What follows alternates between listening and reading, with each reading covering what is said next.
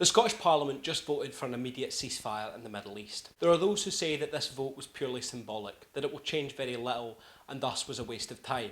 But I want to take a minute to explain why this couldn't be further from the truth.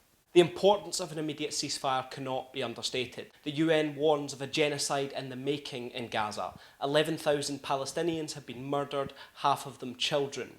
The Israeli Agricultural Minister said last week that his government is rolling out Nakba 2023, the ethnic cleansing of the Palestinian people as happened 3/4 of a century ago. It is the task of all those who reject Israel's indiscriminate bombing of Gaza to do all they can to work for a ceasefire. For those of us who live in Britain, that requires changing the stance of the UK government, who has offered unequivocal support to Israel and Benjamin Netanyahu's war crimes whilst continuing to oppose an end to the bombing. The task of the anti-war movement is to isolate Rishi Sunak's position and bring about as much pressure on him as is possible. 3/4 of the British public, the Welsh Senate and now the Scottish Parliament too formally supports a ceasefire. Today's vote is illustrative of the UK government's quickly evaporating authority on this issue. Only weeks ago, Suella Braverman tried and failed to criminalise what she called hate marches that demanded a ceasefire.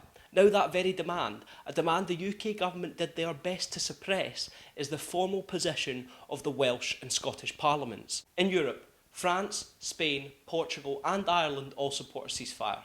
So does most of the rest of the world. Today's vote further erodes the credibility of this Conservative government.